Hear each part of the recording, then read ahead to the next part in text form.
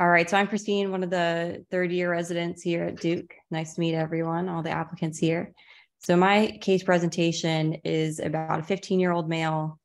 He had recently been diagnosed with lupus 2 weeks prior, and he had unintentional weight loss, fevers, and was bleeding from the gums with brushing his teeth, as well as having nosebleeds. His initial labs at that time showed thrombocytopenia, leukopenia. He had a positive double-stranded DNA, as well as a positive antiphospholipid antibody. His biopsy of his kidney showed lupus nephritis. And so he was started on lupus treatment with IV steroids and then discharged on oral steroids, mycophenolate, and hydroxychloroquine. And his mom actually had lupus and antiphospholipid syndrome. I met him as an outside hospital transfer because he returned to the outside hospital after that diagnosis with altered mental status, focal neurologic symptoms, and fevers. He had persistent headaches. And when they did their neurologic examination, he would intermittently stop responding to them when they were asking him questions. And then when they asked to squeeze, if you asked him to squeeze their hands, he only would squeeze with his left hand when asked to squeeze both. So in neurology, we think about a lot of different things that we're comfortable with in terms of a differential diagnosis of fevers, focal neurologic symptoms in an immunocompromised patient like stroke and hemorrhage, dural venous sinus thrombosis, seizures, infection in the CNS, as well as more global things like a toxic metabolic encephalopathy. But I also want to highlight another potential etiology, which is the cluster of syndromes called microangiopathic hemolytic anemia as a possible differential. He had some additional workup at the outside hospital, had an MRI of the brain and an MRA of the brain, which were unremarkable. And they started investigating his anemia and thrombocytopenia a little bit more. He had low hemoglobin, low platelets, a high reticulocyte count, which is a cell production study, and then a low haptoglobin. And they checked his blood smear and it looked like he had schistocytes on it. So there's overall concern for a hemolytic process. And after all of these studies and his initial symptoms, the leading diagnosis was TTP, which is thrombotic thrombocytopenic purpura.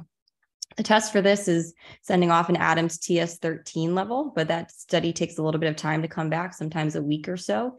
And so the plan was to empirically treat him for this condition. So he was going to get 3 days of IV Solu-Medrol and IVIG at the outside hospital, but they did not have the capabilities for Plex or rituximab. So he was going to be transferred for us for this.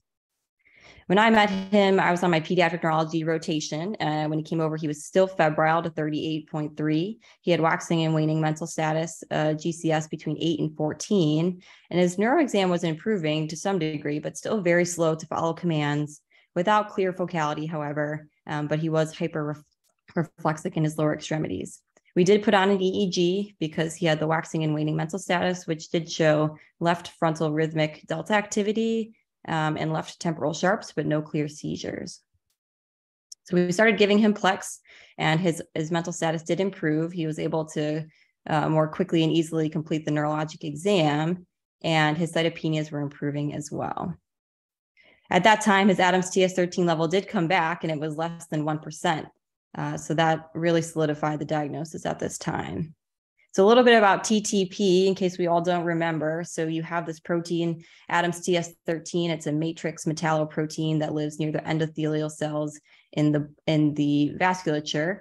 And you can either have an inherent deficit of the protein, a genetic condition where it is low, and that will give you TTP, or you can have antibody production against this protein, which is likely the case in this fellow who just had newly diagnosed lupus and in a large inflammatory surge. This protein's job is to cleave von Willebrand factor that's floating around in the blood that exists in these large multimers. And if it's not present, you won't have cleavage of these multimers. You'll have platelet aggregation and then shearing of your red blood cells. And that will cause end organ damage in the microvasculature of multiple organs, including the kidney and the brain, which is what we care most about. So neurologic manifestations of TTP are actually pretty common. They're present in 90% of patients. And similarly to our patient, you can have encephalopathy, headache, and focal neurologic symptoms. You can also have seizures or EEG changes and visual changes as well. If you're going to have imaging findings, they'll be most often consistent with PRESS, or you can have small infarcts as well. And they've actually shown that having imaging findings on your MRI actually does not adjust your outcome with TTP, and that these imaging findings actually do resolve with treatment of the syndrome. So going back to our patient, he did get 5 sessions of Plex, and he improved back to his neurologic baseline prior to discharge, and he was scheduled for outpatient rituximab. And that's it.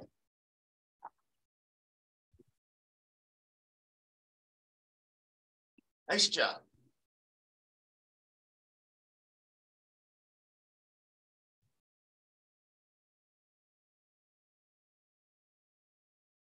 Okay. I don't know if I'm on Zoom.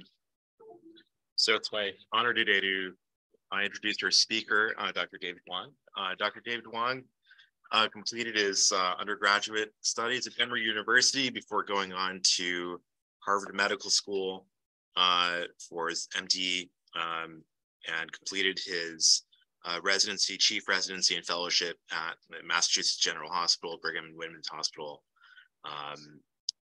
and is a national and internationally recognized expert in neuroprognostication and surrogate decision-making and family support in ICUs. He has written over 100 academic peer-reviewed articles and had been on faculty at Yale School of Medicine for over 10 years before taking over as neurocritical care division chief at UNC Chapel Hill. It's my honor to introduce him, and it's been a formative mentor for me in my fellowship and many, many others at Yale. So thank you, Dave. Thanks. To a screen share. Oh, yeah, no problem.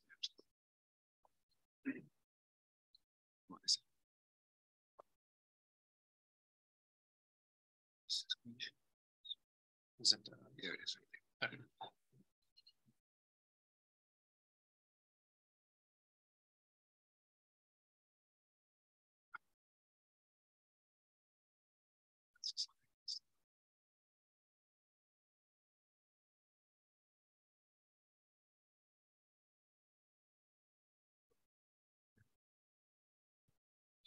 Okay, great. Should I? How does that work? Looking good? All right. Thanks, Tina, for the introduction. I really appreciate it. It is such a pleasure to be here this morning and be able to give a talk in person. Always refreshing these days. And I just really appreciate the invite. I will say to all the residency applicants today that are on the call that UNC is a great place. You know, when I was talking with my kids, we just moved down here to Chapel Hill from Connecticut, as Sina said, and my kids are in school in Chapel Hill, and they've been indoctrinated with the teachers there that Duke is the dark side. So when they heard that I was coming over today, they were pretty concerned. But it's a huge pleasure to be here today. I guess the first question I just want to ask before I get started is just how much time do I have? Just keep going. Well, be careful what you wish for. Is it technically started at 9? Okay. I just want to make sure that people drop off as they want. Okay. Just if I go on and on, just feel free to give me the signal. We got a late start. Okay. No worries. So thank you guys again. It's a huge pleasure to be here. And the topic that I'm going to talk about today is about surrogate decision makers in the ICU, as Sina mentioned, and how we support them. I hope it's a talk that feels like it's broadly applicable. Obviously, we do a lot of that in the neuro ICU, but I think it's a talk. I hope that there's some quite a bit of relevance for all of us in neurology, no matter what type of neurology we practice, especially for those of us that, no matter what career you go on to, there's a good chance that you might be on the consult service, you might be, working as a neurohospitalist, these sorts of things. And depending on the care model, I think all of us to sort of identify these situations where we're working with patients with severe acute brain injury, and in particular, trying to support their families, through some difficult decisions. So the hope is that this is something that we can all sort of broadly appreciate. And just in the interest of time, I'll just jump into it. I hope we have some time at the end for discussion. So just to frame the population here, this is just actually new data that came out last year, but actually 1/4 of all inpatient deaths in the hospital. This is all deaths across all units, not just neurology. 1/4 of all inpatient deaths, approximately, in inpatient hospitals in the U.S. are preceded by withdrawal of care for poor neurologic prognosis. There's about 25% that involve the neuroprognosis of some piece of withdrawal of care, and about 15% of all deaths in the hospital are solely due to just neurologic prognosis decision that's made with families to withdraw care. This is data that came from 17 hospitals led by Alexis Steinberg in Pittsburgh recently, where they looked at 2,100 deaths across these different hospitals and sort of categorized them as you see them on the screen. This is just something that's, I would even argue, is like broadly, this is a broad issue about how we deal with these situations, not just in neurology, but honestly in medicine. This is data that spans all different types of units, not just neuro ICUs.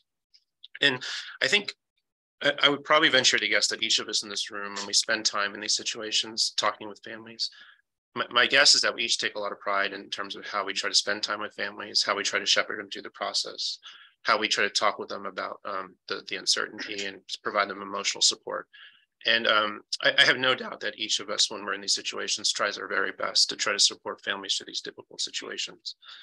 I do want to just show you some data, that there is data to suggest that despite all of our best individual efforts and commitment as an institution, that overall surrogate decision makers in neuro ICUs, they in general report, at the very least, room for improvement, should we say, low satisfaction with decision-making support at the time of ICU discharge. Despite each of our own best individual efforts as a team. I'm showing you some data here from both MGH, where I did fellowship, in Yale, where I was for the past 10 years. And this is survey data for families who went through the neuro ICUs at the two institutions, where they were asked the questions that you see on the table, and they were asked about their complete satisfaction with these different aspects of decision-making on the survey. Anything from frequency of communication from ICU doctors down at the bottom, especially, you'll see the consistency of information they get from the team, their inclusion in decision-making, their support during decision-making, the control they feel over the care in the ICU. And the numbers you see are the percent who sort of said they were completely satisfied with each of these things. And you can see that, that there's a lot of room for improvement, in terms of folks feeling that they're satisfied. And this is despite everyone's sort of best efforts. The other thing I'll sort of highlight up front as we sort of frame ourselves, in addition to the room that we have for improving satisfaction that family members have with these decision-making processes, is actual symptoms of psychological distress that can be persistent even far outside the ICU stay. This is new data that actually came from UNC and came from a data set that actually was shared here with Duke. Was from a clinical trial that was shared at UNC and Duke. But this is data to show that surrogate decision makers, particularly in neuro ICUs compared to other ICUs, actually report symptoms of anxiety and depression at 6 months post ICU. And this has been a problem that's been highlighted in general ICUs across the board. But this is data that came from Shannon Carson at UNC and then Christopher Cox, who those of you in the ICU here know from the MICU, where they looked at about 200 patients, about 60 of which that came out of the neuro ICU and about 140 that came on the medical ICU, followed them out to 6 months to look at symptoms of anxiety, depression. And the bottom line here, without going into details about the exact numbers of what the hospital anxiety depression scale mean and the HADS anxiety and HADS depression, the bottom line is that higher numbers means more symptoms of these different psychological outcomes. And this is what they found, is that for folks who had gone through the MICU, after discharge, their anxiety and depression sort of goes down over time. But for folks who had gone through the neuro ICU, those families who had that neuro ICU experience, those symptoms were persistent from the time of discharge, even out to 6 months. So there's some case to be made that, especially in the neuro ICU, the way we sort of care for our patients and especially their families as they get discharged from the ICU and then sort of embark on this new journey afterwards, is really something that we have to sort of pay attention to. So that's the framing of this. And so what I want to do for this particular talk is to explore two things. The first is to talk a little bit about decision-making challenges that we have in the neuro ICU. And in particular, I'll frame the talk around what we have learned over the past 10 years or so about physician and family variability in terms of how we make these decisions, how they evaluate decisional factors. There's a lot of, I think all of us know intuitively that there's variability amongst each of us when we walk in to talk to the family, how the families react. But hopefully I'll show you some food for thought in terms of how variable this can be and where we're at with these types of discussions. And in the second half, I want to talk a little bit about some attempts that we've tried to make at interventions to try to help this situation. And I use the word attempts because, you know, on purpose. You know, it's a difficult thing. I'll tell you a little bit about a couple studies we've tried where I think we've discovered that, you know, in implementing these types of things to try to improve family discussions, family support, sometimes there can be unintentional consequences if you don't, that you may never know of if you're not testing things formally.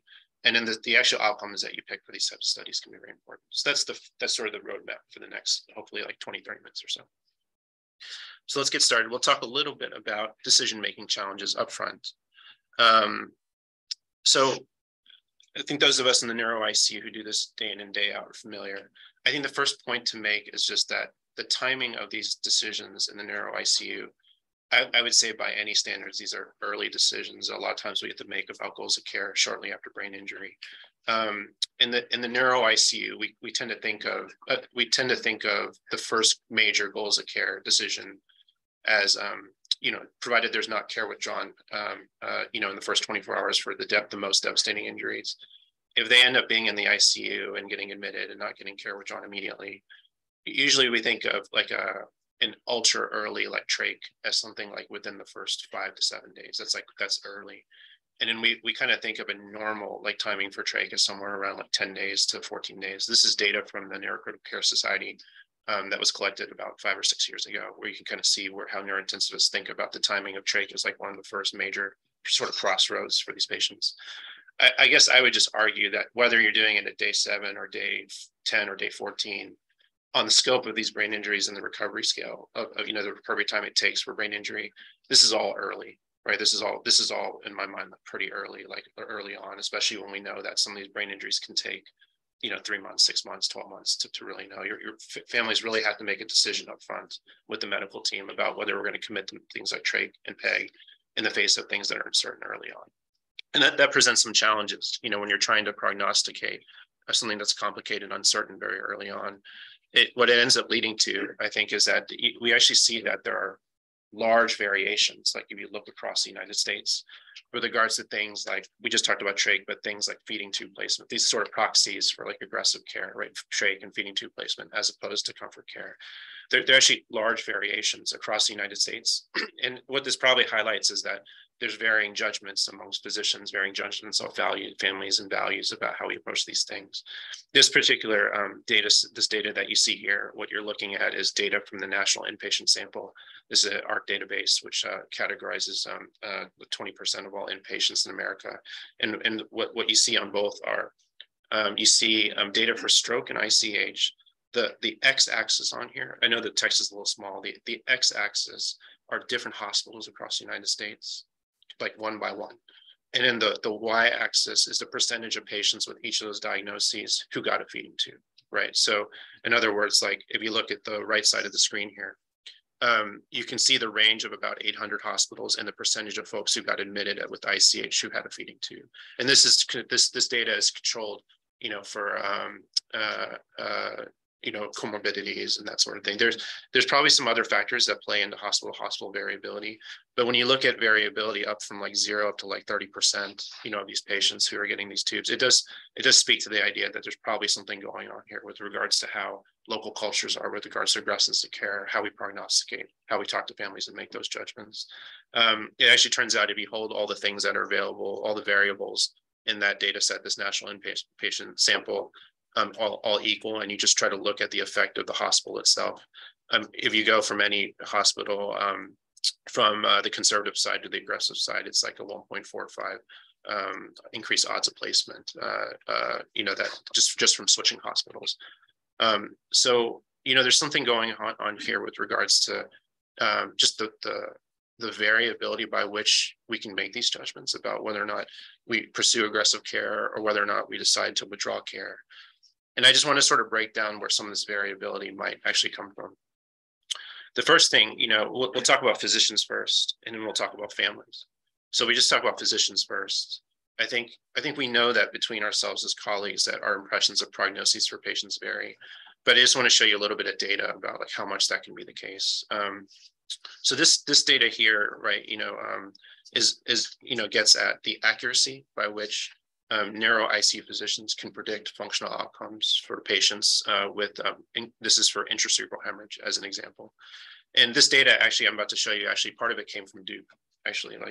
This is data from 5 different ICUs. And the data that was collected from Duke was led by Luke James and then Jessica McFarland when she was still here.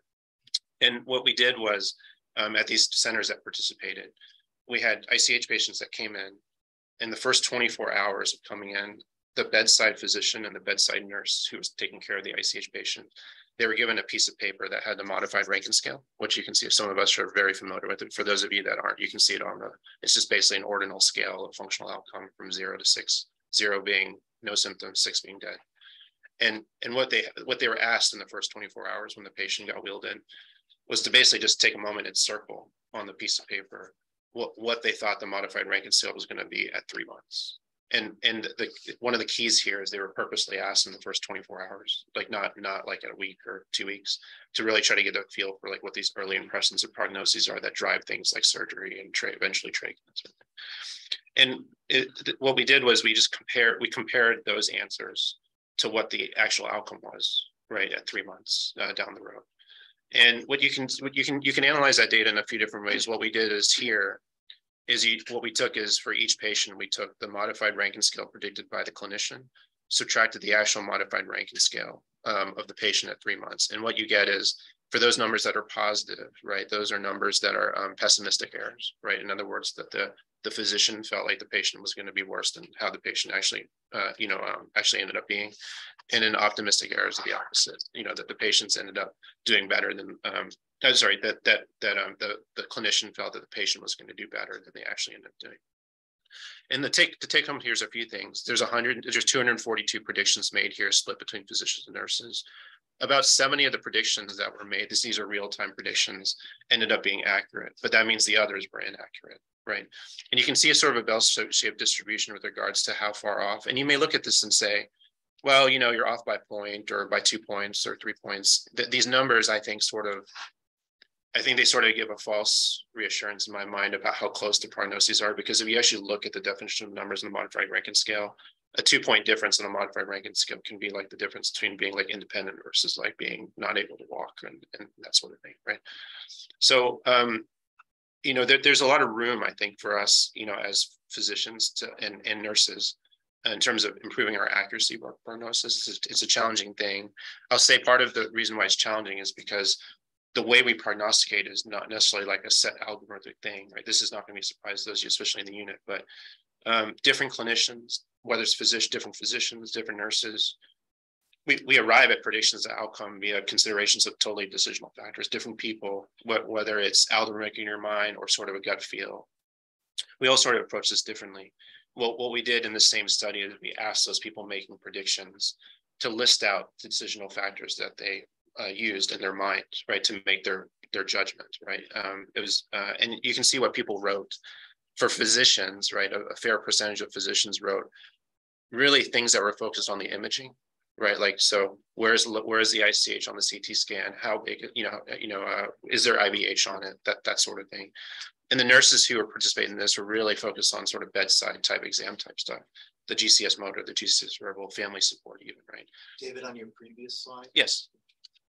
So where did the nurses versus doctors scales? So these are lumped in together. So these 242, they're actually, they were the same. I'm going to show you a slide, but yeah, they were actually exactly the same. The physicians were no better than the nurses overall in terms of predictions. But it's great that you bring that up, because you can see we sort of arrive at our decisions different ways, right? Whether it's kind of sort of aligned with what our workflow is, focused on the imaging, focused on the patient at the bedside, that sort of thing, right? It's very interesting, right? That the nurses can take a totally different approach, but when it comes to outcome prediction, like really no different at all, from the physicians. Does that nurse or is nurse practitioner? This bedside nurse, bedside attending physician and bedside nurse, exactly. Okay. So part of this may make you say, okay, well, these things are so variable, right? Like, we should really try to take a more scientific approach, scientific in quotes, right, to prognostication. We do have things, again, sort of using ICH as an example. There are things that I think many of us are familiar with, even if you're not in the neuro ICU, the ICH score, for example, these things that exist where you can take different clinical variables, admission, plug them in, look at, sort of population level data. But I think the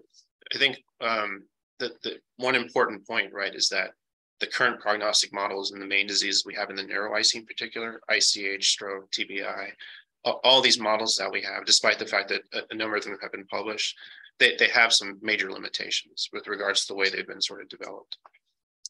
Let me just show you a few of these things, these limitations. The models for predicting outcome in the ICU, many of them themselves are based on data sets that are limited by self-fulfilling prophecies. This study is a little bit older now, but I think it's one that graphically represents the self-fulfilling prophecy as best as anything. So what this is a study that was done by Lou Morgenstern in Michigan and Claude Hemphill in San Francisco. And basically what they did is they took about 100 ICH patients that came in. They made a decision amongst themselves as a team that they would sort of sign this blood pact, so to speak. And they decided that unless the family came up to them and said, we want this patient DNR or CMO in the first 5 days, they made it their standard of care at those units participating that for those 100 patients, that they wouldn't proactively suggest a DNR CMO for the first 5 days, just to see how that would impact overall mortality. And so what you end up seeing here is for those 100 patients that came in, based on their ICH, their individual ICH scores that came in, the green bars here is what we expected for the mortality for different patients with different ICH scores in that 100, in those 100 patients. This is basically similar to like sort of the initial derivation cohort for the ICH score. But the gray is what they actually saw, right? Like for their patient, by just simply saying, it's not that we're not going to withdraw care, but we're going to take the first 5 days. Everyone's going to take a step back and cool off, see it, pursue aggressive care and to see how things settle out. You can see that the actual mortality that in each of these different categories or ICUs across the severity spectrum was much lower. Meaning that when you look on MD calc, right, if you take the ICH calc, you see the green. The green is what you see, but the gray is what they saw just from simply taking a step back and saying, let's not withdraw care immediately when they come in. There's a similar, you might ask yourself, well, what about for functional outcome, right? There's a similar graph in the paper for this for functional outcome that's a little less dramatic, with regards to mortality, but it's still there. So this is one example, right? Even the ICH score, which is one of the most established grading scales we have in neurocritical care, just this idea of how the self-fulfilling prophecy can sort of baked into the data that you see when you're using these calculators online. One other study, just to sort of highlight these issues that can come up. This comes back to the same study I was talking to you that we collaborated on with Luke and with Jessica. But for those patients that came in, those 120 patients who came in, we had early predictions of outcome from the physicians and nurses. What we also did is we actually compared the correlation of those predictions with actual outcome with the correlation of the ICH score and the FUNC score, which is another ICH grading scale that's supposedly a little bit better calibrated for the self-fulfilling prophecy. And the bottom line is what we found is that our models for predicting outcome in the ICH, or at least this ICH score and this FUNC score, actually, when you compare them head to head to the judgments that the physicians were making in the study, they didn't actually outperform the subjective clinical judgment. The Spearman's rank correlation is just a correlation of the predictions and the scales with actual outcome. A higher, closer to 1 is a perfect correlation. And basically, this is sort of going back to what you're asking. The attending nurses statistically were the same, in terms of their correlation with outcome, but they statistically significantly outperformed the ICH score and FUNC score. And that's actually even after you take out of the data set those folks who are made comfort measures, because you could argue, like, for those that are made comfort measures, the physicians and the nurses have a little bit of advantage because they're the ones making the patient comfort measure, right? They're the ones making that decision. Once you take that out, even the attendings are still outperforming the ICH score and FUNC score by a wide margin. So this all goes to say that we may have variability amongst ourselves, but when it comes to making real life decisions, that clinical judgment still, I was going to use the word trumps, but that's this week is it's a difficult word to use, but that clinical judgment still outperforms, right? Still outperforms, the best, the sort of most established scales that we have. And what makes it tricky, right, is that there's multiple aspects when we're talking to the family.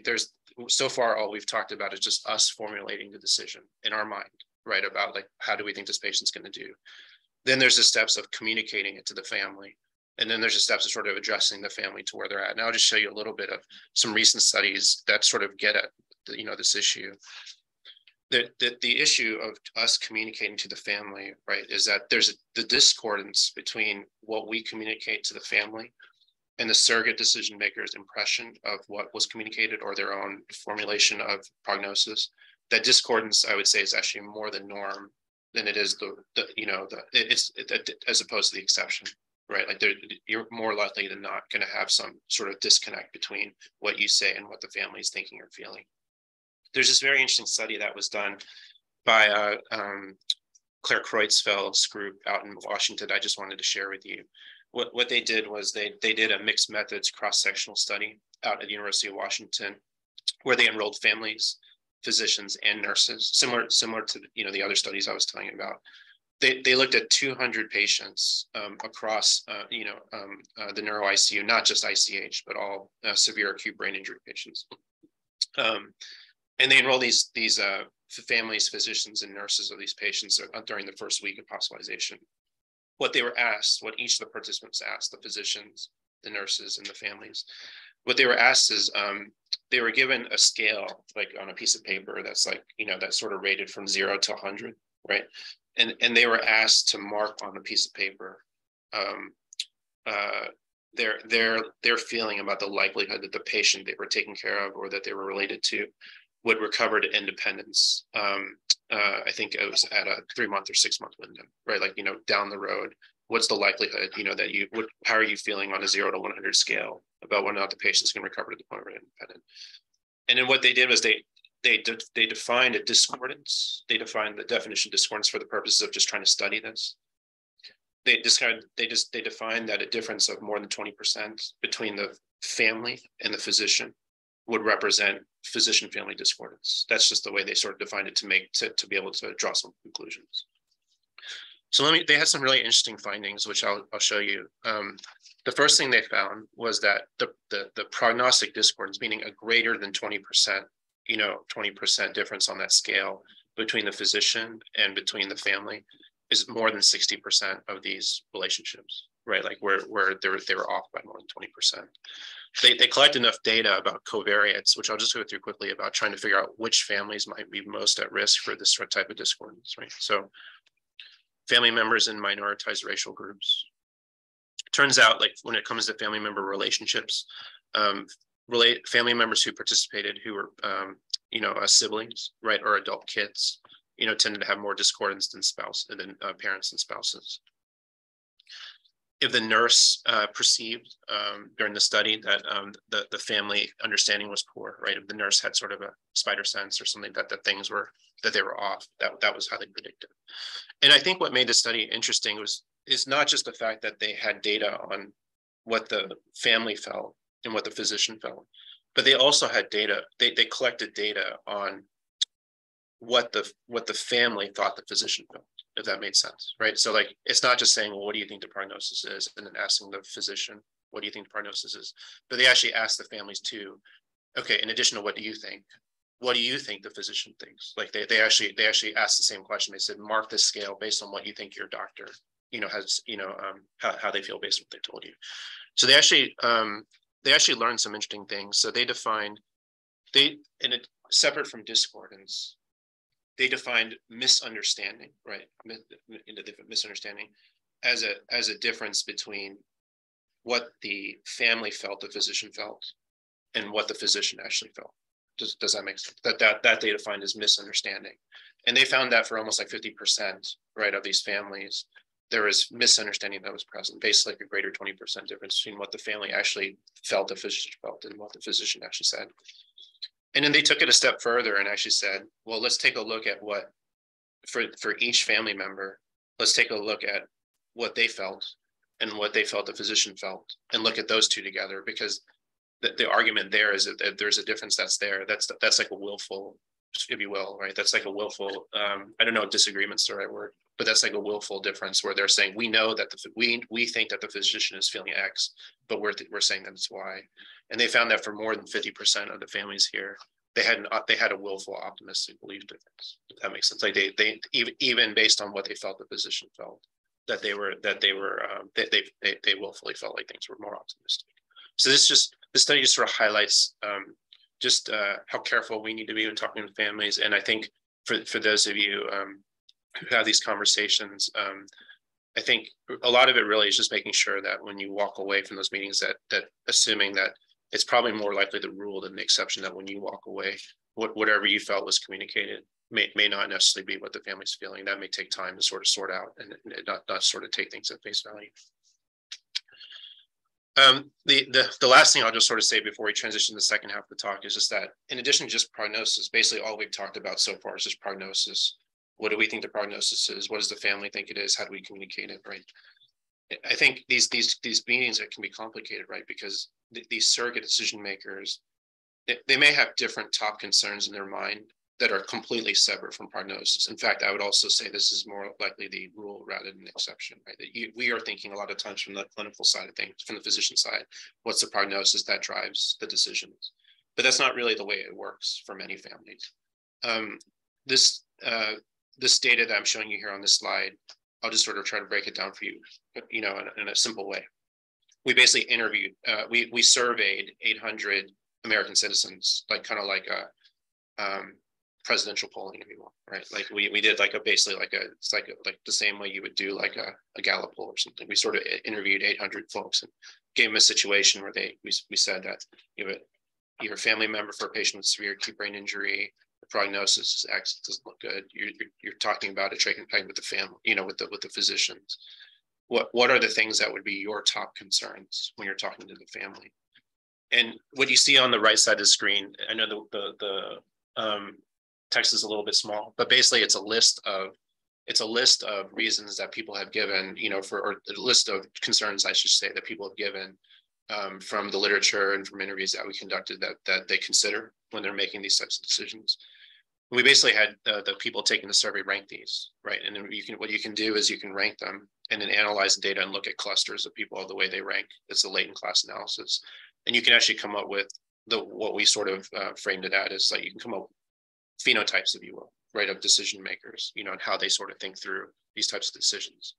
And it turns out the majority of people who took the survey, these top 4 things, if you can read here on the text, were things that were kind of shared amongst all the different folks taking the survey, doing their loved one what wanted, making sure that their loved one has a natural and comfortable death as possible, making sure basically that we try to minimize the suffering, right, however they think, right. But then once you get past that sort of basic stuff, there are major groups in the sort of population of the United States that have completely different priorities when they're sort of thinking about this. There is a group, this group 3 here, where about 1/5 of the people who took the survey did say that prognostic accuracy was their biggest concern, to make sure it's accurate. But other folks really were just worried about, the patient's age in general. There is a big group of people, like 25%, who were really just concerned about making sure their family members agreed with each other, regardless of whatever the decision was, whether it's trach or peg or whether it's comfort care. They just wanted to make sure that their family, their whoever it was, their sort of core family was in agreement with one another. And then the last thing I'll just sort of highlight here, there's a good close to 20% of the population who are really worried about cost of care. It's not really something we talk about much, at least in my experience in sort of the one-on-one conversations, but maybe it's a silent thing that, folks are worried about that sort of drive these decisions. And so I think when we have these decisions, sort of to bring this home, right, like for this half the talk, the changes, if we're going to change practice or try to think of ways to improve the process of talking to surrogate decision makers in the ICU, we're going to need to deal with several aims, sort of like we're going to have to improve the way we prognosticate, but prognosticate early, right? Whether it's the first 24 hours, the first week in the ICU. We're going to think of ways to promote mutual clinician-family understanding, right, of prognostic impressions, whether it's trying to get at optimistic belief differences, misunderstandings.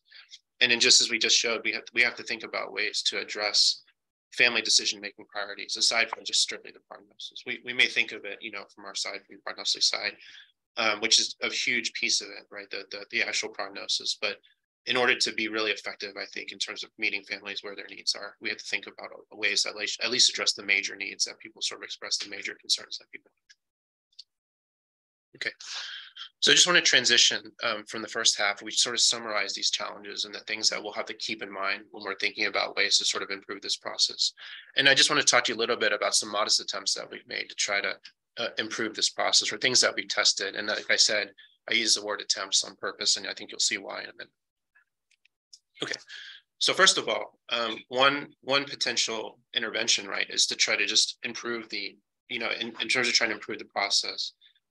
One way to approach this is to really just try to spend more time with families, right? Try to figure out a way as practitioners that we can just simply spend more time with the families, whether it's ourselves, consultants, support staff in the ICU, spend more face time there, to really try to get at all these different complexities that we just talked about.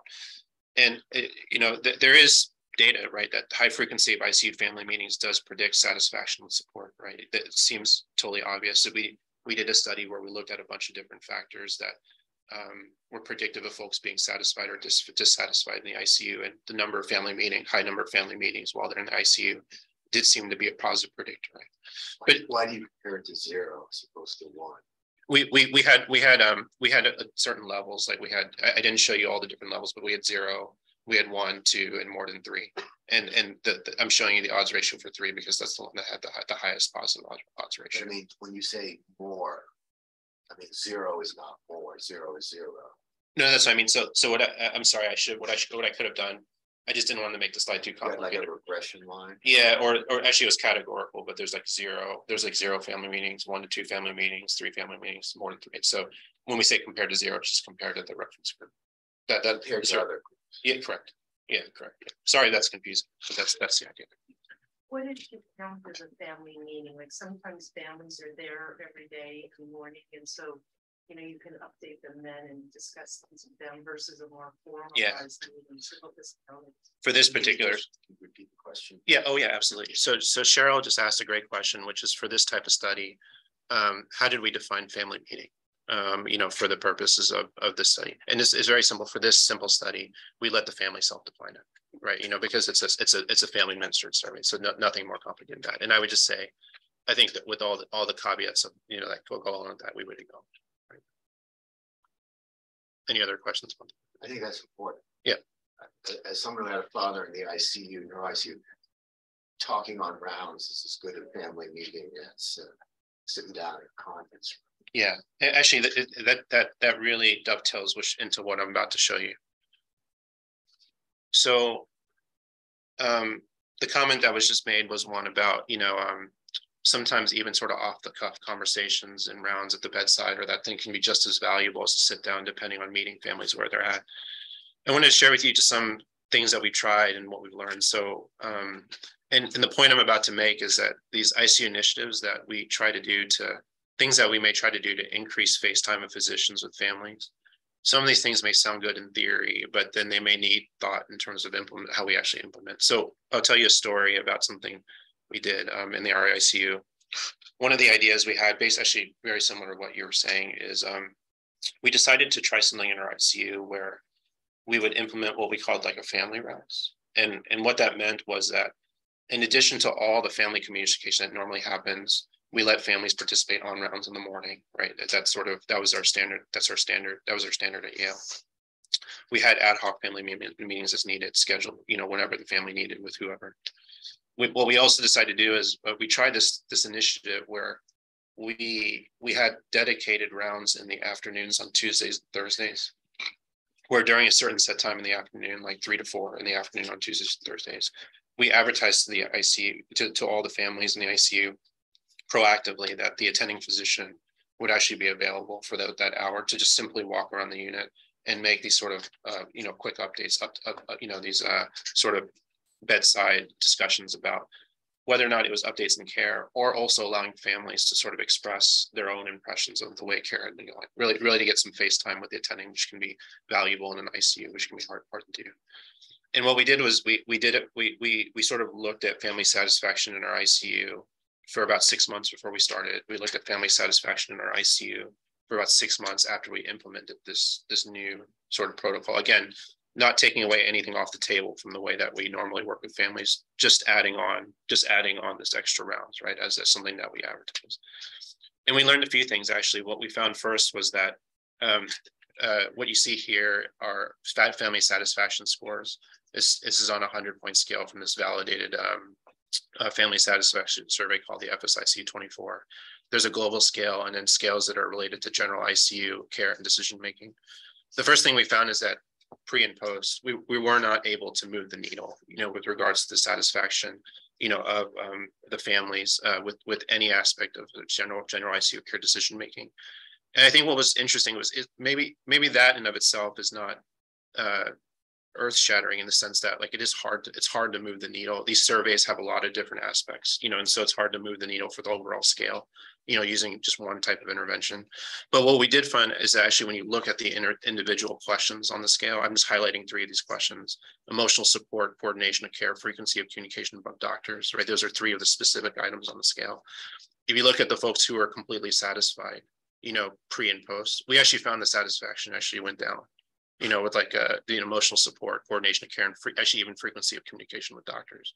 That's there. So why is that the case, right? Like, why would that be? So we had some qualitative information, that we collected from the families. Dunning-Kruger effect. Sorry. The Dunning-Kruger effect. The more you know, the less certain you are about it. Maybe it's hard. I'll tell you what we saw. So like part of it, right, is when you advertise these things, right, the families, if families can't make it, they feel like they're missing out on something, right? So you get comments like you get blamed. You get comments like this is scheduled at 3 and 4. Who can make 3 o'clock on a Tuesday afternoon? Or that sort of thing, right? Or you get the sort of thing where I think those of us in the ICU can identify. Sometimes 3 to 4 is just not possible that particular day. Like when we looked at the data, right? We were even though the whole ICU was committed to it, right? We made a blood pact, if you will, right? We made a blood pact amongst ourselves to do this. We were successful about 80% of the time, right? There's about 20% of the time something else is going on, something's going down in the ICU. We couldn't quite do it. Now there are family members who came, who are like waiting, right? And then suddenly like Dr. Hwang's not there. What give, right?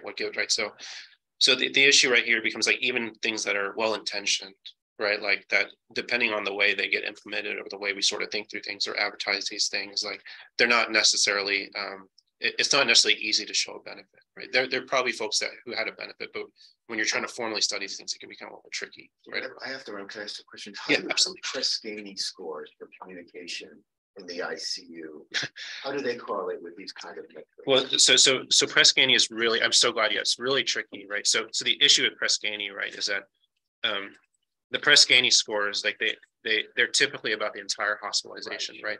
So the issue, right, is that the majority of people who come through the ICU also spend time on the floor afterwards. And it's very hard when you get the Press-Ganey score back to know what was the ICU and what was the floor. For those patients that only get discharged from the ICU, they're typically the people that are sort of one day and done. It's like the people who get their aneurysm coiled and they leave, right? So like their scores are typically pretty high, but it's not really reflective of the general pop, at least not this population that we're talking about. The other issue to know too is that in theory, right, like when you get a Press-Ganey survey, it says very explicitly at the top of the survey that it's the patient who should fill this out, right? Like it's not supposed to be the family that filled. It's not a family survey. It's a patient survey. Now, do families fill it out and turn it back in? Probably, but technically speaking, right, that's not even the patient themselves is probably intubated for the entire time of propofol. I hope that. Sorry, I guess what you're saying. So the numbers are tricky. Thank you. Yeah, you got it. Yeah. Do I still have time for? Oh, yeah. Okay. Let me know if I need to stop. All right. I only have one more study to show you guys. We'll call it. Okay. This is the last thing. This is the second intervention type study that I wanted to tell you guys about. And again, this is really with the intention of lessons learned, right? Similar to this last time. So one other thing that we've tried to do recently is develop goals of care decision aids, right, as another means of trying to improve decision-making experience, whether it's, we just talked about FaceTime with families. These are actually like formal aids that one can create that can have information about things like trach and peg, comfort care, that you give to families in certain situations so that they can sort of digest things and bring that knowledge that they learn from the aid to the family meeting. So it's not, they're not just getting bored. Actually, this data is really inspired by projects out of Duke. Right, like this project. There was a huge study that was led by Chris Cox out of Duke, where he did a very large multi-center study on these types of aids for the MICU population, folks who had prolonged mechanical ventilation. So one of my collaborators is Susanna Muschlegel at University of Massachusetts, and the two of us, actually, part of this is sort of inspired by a K award that she got, but we worked together. We developed this decision aid for families of patients with acute brain injury. This is the one for TBI, but there's 3 versions of this. There's one for TBI, one for ICH, and one for patients with large unsafe strokes. Right? And I'll show you just an example of the things that we sort of field test and develop. So I don't know how well this translates on the screen, but what you see here are different pages of the guide. It's like a 20-page guide on paper. There's a table of contents here where you can kind of see what the families are learning about breathing machines, long-term effects of the disease, goals of care decisions and values. There's schematics here, right, about the idea of thinking between the continuum between survival and comfort care. This decision aid actually has an area here where you can actually, for what they're worth, like we just talked about the downside of scales, but in terms of putting some data in there for families to look at, you can actually look at, if it's an ICH patient, you can put in their sort of outcome scale as predicted by the ICH score that's there. If it's TBI, you can substitute scores in from impact. For MSCA, you can take the hemocranial activity data, you know, and put it in there so that the families have something quantitative to look at. And then there's information here about what trach and peg actually mean, right? Visual aids, you know, what does rehab mean? What are these sorts of, what could this mean for different patients? And at the end, there's a worksheet. It looks a little complicated on the screen, but it's definitely written at a 6th grade level. And basically what it does is allows families to work through different aspects of how folks would feel ready about potentially doing a trach and peg for their loved one with severe acute brain injury at this moment, how ready they are, what's important to their loved one, or at least what they perceive to be important to their loved one before they had the injury. And then to talk about the different goals of care options and how they feel about the choice. So let me show you, we've been trying to study this, you know, the implementation of this in the ICU, and let me just show you some information. So the first off is say it is possible to create these decision aids in a way that are acceptable and usable, meaning when the families use them, they report back, they self-report that they're helpful, they're readable and usable. This is, without going into all the different bars here, basically what this is data from standardized, the decision aid literature has standardized usability scales and acceptability scales. We didn't make up these scales, but there's a big decision aid literature in other fields where they have these scales, and families can sort of rate, you know, based on different aspects of usability, you know, the length, you know, the information that's provided, how useful they feel it is. You can create this, you know, after we created this tool and field test a little bit, you can create a tool for the neuro ICU that is acceptable and usable, that families find helpful. And we actually conducted a pilot randomized control trial of the scale of this tool. It's possible to do this. You can do this in a neuro ICU. That was what we were hoping to show with this feasibility trial. You're able to you can conduct a trial where you randomize families to receiving the aid or not. Again, this looks complicated, but just to break it down, very simple. What we did was we took patients. For patients that were in the ICU who were admitted with one of those diseases I told you about, TBI, hemispheric stroke, or ICH. They came to the hospital. They were at least in our ICU for 3 days. So at least some of the initial shock of the hospitalization had sort of hopefully worn off a little bit. And then for those folks that looked like they were headed towards trach and peg, you know, that at that point, that looked like there was a high likelihood they were headed towards trach and peg, we just randomized the family. We consented to randomize the family to receiving the decision aid or not. And for those families that were enrolled, we randomized on a patient level, but multiple family members, you know, that for one patient could participate. So they could all sort of receive the aid and participate in the study. And then basically, after they had received decision aid or not, we had a family meeting, a formal family meeting of goals of care about trach and peg. And then there are a number of outcome assessments that we looked at as a sort of exploratory items that we'll go into. The purpose of this, you know, initially was just to show that it's feasible. It is feasible to do this. This is just some data about what our experience was. We screened 1,200 patients at UMass and Yale. This is all patients coming with ICH, TBI, and hemispheric stroke. There's 6% of them that sort of fell in the situation at day 3 where they might be headed sort of towards trach and peg. Again, these are all patients with those diagnoses. We were able to consent about 70%, right, of the surrogates that we approached. So 66 surrogates. And so that when we ended up randomizing, there were 33 surrogates randomized to each arm. About 70% of the families read the decision aid that were in decision aid arm, and 56% completed the worksheet. So that what that shows is that we can enroll people. If we were to do this on a larger scale, we'd have to sort of give some thought about how we follow with families to make sure that they actually use the aid, you know, and bring the worksheet to the family meeting.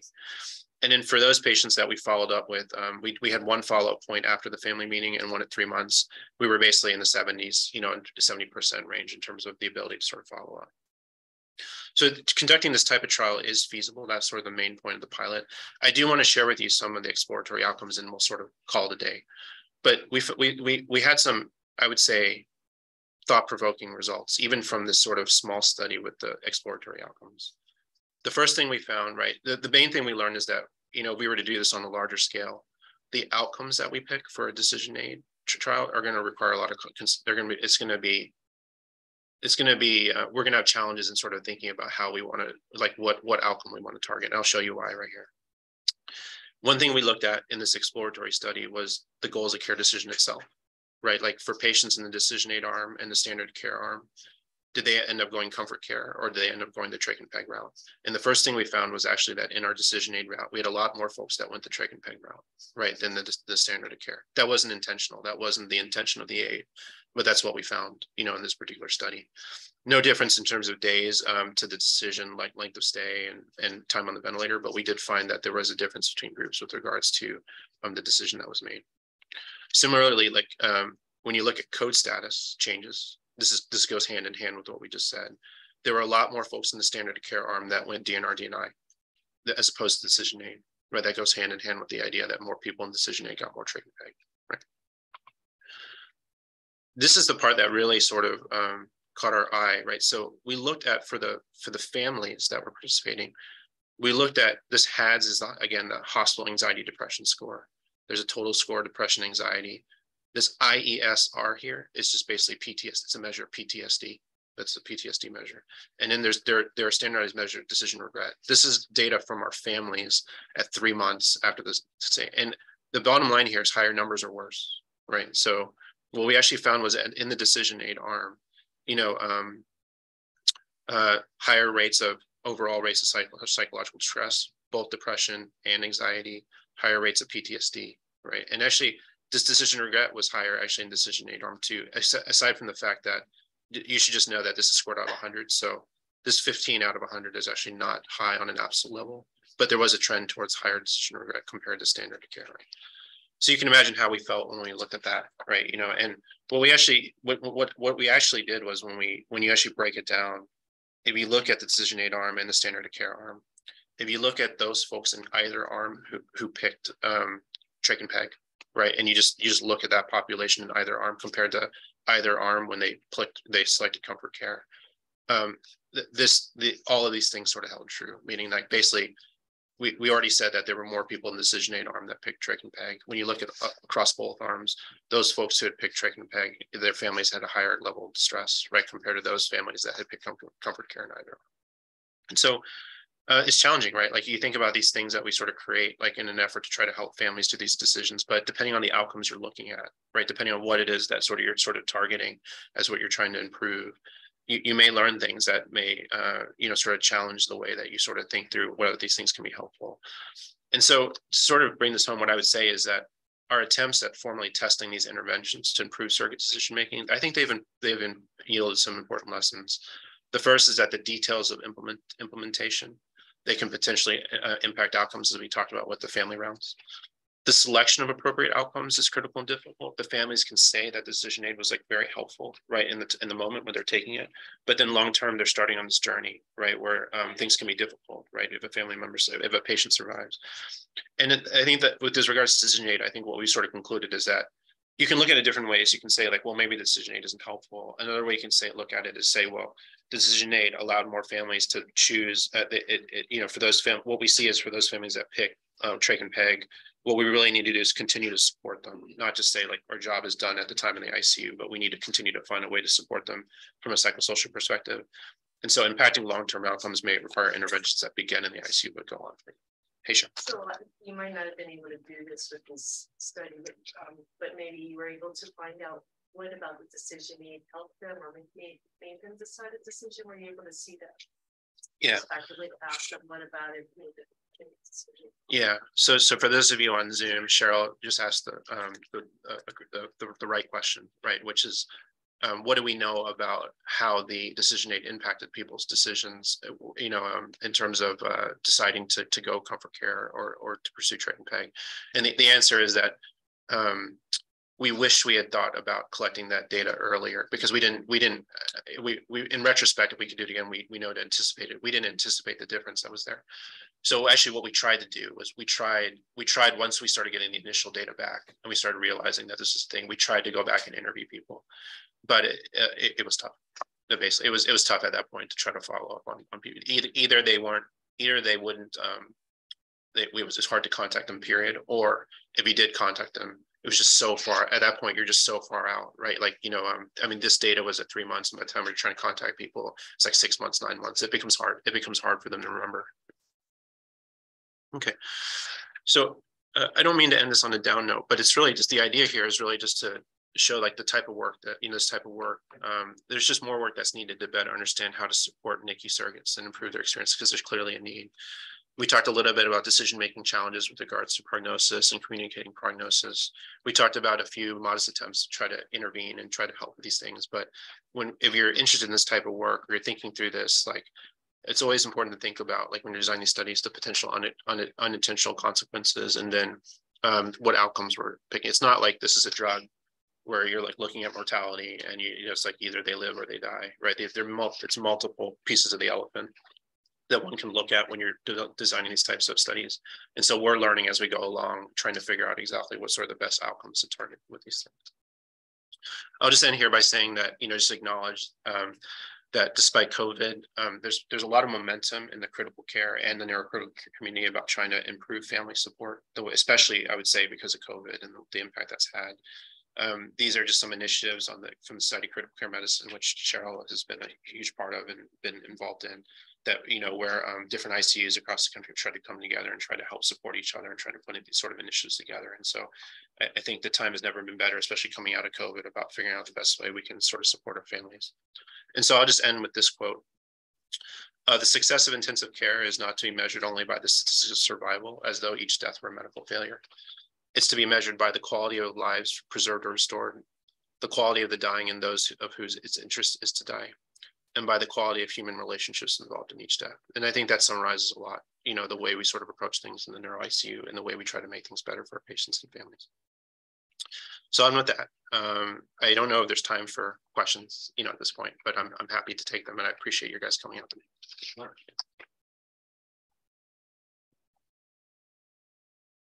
Yes, so one of the striking slide was on where you looked at the attendance, comparing the attendants who took a step back and the self-fulfilling prophecy. Yeah. And that change there. Yeah. What I was wondering was whether you've looked at whether the impression or the perception of an attendant who comes on when the patient is in an acute state during the first week, it influences the perception of the attendant who comes on, let's say, the following week, for example, given the changes that you see, from, care based on perception the first week versus the second week. And just to see if there are independent perceptions on how a patient will do long term. Interesting. So just for those of you on the Zoom call, the question was one about looking at the impact of basically attending pass-offs, and like whether or not, like, if one attending passes with another, if the impressions of prognosis get influenced by the prior attending. I think that thinking about how to measure that, the first to answer your question first is that we don't have data on that specifically. To think about how to measure that would be kind of interesting, right? Because that would mean the person who's getting the pass off would make an initial impression themselves up front, and then have a second impression, make a second impression at the time of pass off. But then that would be tricky too, because at that point they would have more information. Not only would they have the pass off, but they'd have more information about like what happened. So that would be interesting to study. I will share one interesting study that it's not exactly what you're saying, but it's related. So I showed you data on like the variability amongst different hospitals, with regards to putting in pegs and stuff. There's a study in Colorado that was done in a general critical care group, where they actually looked at the variability within their own attending group. So they looked at, like, let's say, it's me and Stina and Cheryl, let's say we were all part of the same group. They actually looked at the rate of care withdrawal, amongst their own faculty. And they controlled it by actually only looking at, they tried their best to control only for cases for which they took care of cases independently. So meaning that, like, if Sina and I took care of a patient together, right, like if it overlapped, they tried to take that patient out of it because that's two attendings making judgments, right? They try to look at just one attending, those just have one attending. And the graph is like very striking from the study. It's like they're even amongst their own faculty, there's like the divergent like percentages of families, getting trach and peg. It was like very, very divergent even within their own group. So I know that doesn't really get at exactly what you're asking about, the exact effect of a pass off, but this whole variability amongst different physicians and stuff. I showed you institutional level data, but there's even data suggests that even within a group, right, that there's going to be varying attitudes towards it. I always wonder if the decision aid would standardize, would at least provide some sort of continuity between attending clinicians. That's the hope. We didn't have enough data like here. That's one hope, I would say. That's one point of it, right? The whole point of doing decision aid, and again, we talked about the outcomes, we saw what they were, but the whole point of trying it in the first place is that you're trying to avoid a lottery system where like one patient gets Stina and one patient gets Dave and one patient gets Cheryl, and then suddenly like the decision is like totally different from the type of information you get, the way it's communicated. At least you're trying to give some families who are interested in the aid like a chance to like collect the data and digest it on a sort of a individual level before they go into the family meeting a little bit more educated. The next question, Brad. Yeah. Online has a question. Brad, can you? Sure. Thanks, Will. Great talk. Very interesting outcomes, right? Certainly not what you were shooting for. And so, as somebody who's done this for a number of years, I feel like there's a substantial proportion of families that, when you get them in the room, the last thing they do is they say, what would you do, right? What if this is your mom, dad, brother, whatever? And I feel like your data is starting to show that as much as we would like to engage families in decision making, there's a substantial proportion of families who want someone else to make this decision. And that the more you engage them, the more anxiety and stress they feel, and the more responsible they feel, and they feel ill-equipped to make these decisions because they're not physicians and they're not in the medical field. And so, I wonder if, the pendulum has swung a little too far, where we expect too much engagement from the family or too much, direct decisions. And, there was maybe some value to the paternalistic approaches of sort of offering our opinion up front about what we think would be the right thing to do, which we tend to all not do anymore, right? We kind of give families data, give them the lay of the land, tell them what our experience has been, and then expect them to assimilate that information and put it into a decision that seems rational. And so I wonder what your thoughts are, in redesigning this about, given the fact that families have so much stress and anxiety long-term, especially when they're directly responsible for the decision, how do you offset that and still make them part of the team? I think that's a delicate balance, and your data is showing that a lot of families don't want to be solely responsible for the decision. Yeah, no, thanks, Brad. That's a great point. I would have to say two things. The first is just to build on what you're saying. There's actually data from the general critical care literature about the percentage of families that do want to be 2-1%. There are numbers about this, right? So if you look at, I apologize, I don't have the slide, but you can sort of roughly divide families into 5 different groups, right? There's the sort of shared decision making as we're sort of talking about. But there are groups there. You can sort of think about the 5 groups as one group being shared, one group sort of being shared, but really more on the, the decision lies more with the MD. There's shared, but the decision really lies more with the family. And then the last 2 groups are people who just want the MD to make decision, or people that don't even want the MD, right? The extreme ends. It's really like a bell-shaped curve, like you're mentioning. Like if you look at there's actually data that shows like a bell-shaped curve. It's not even like 50% of families are like right in the middle, right? There's a bell-shaped curve on the other side. And sort of speak to your point, I think like one thing sort of thinking about, this is a pilot study that we did. If we were to ever push this forward, for next steps, I think we'd have to think a little bit about our inclusion criteria, right? Like we basically try to enroll everyone, right? that would be willing to consent, and that's not even speaking about the folks that refuse consent, right? And that's possible. We had about, I don't know, 30% of folks who refuse consent. So maybe that's part of the population. We're not even capturing that part of the population. And they may be, as you to your point, they may be folks who need a sort of a different approach. But I think with regards to inclusion criteria, we might have to think a little bit, if we were to do this on a larger scale, about make sort of screening for people that want to participate or don't want to participate, based on where the decision making lies. So I hope that helps address things, Brad. Yeah, I mean, I guess what you're saying, maybe the first survey you ask is for them to bucket themselves in one of those groups. That's right? Yeah, that's exactly that could be one approach. And then that way you're exactly. providing the decision support tool to those that want to make the decision, and then maybe have different tools for those that are in the other buckets. It's thrombectomy doesn't work for everyone, so we got to pick the patient population and the family population maybe that is most likely to benefit from what you're having to offer. Yeah, I agree. I think it's a couple of things, right? Thrombectomy doesn't necessarily benefit everyone, and on the other hand, right, the first instrument we use to do a thrombectomy is not the instrument that we're using today, right? So, like, there's time for these things to be a little bit iterative as well in terms of how we design them, for sure. For sure. Great work. Thanks. Yeah, thank you. Any other questions? Right. Thank you guys for staying late. Yeah, appreciate it. Yeah, thank you guys online. Yeah. Great. I'll do that recording later too. Okay, great. Thank you. We've been posting them on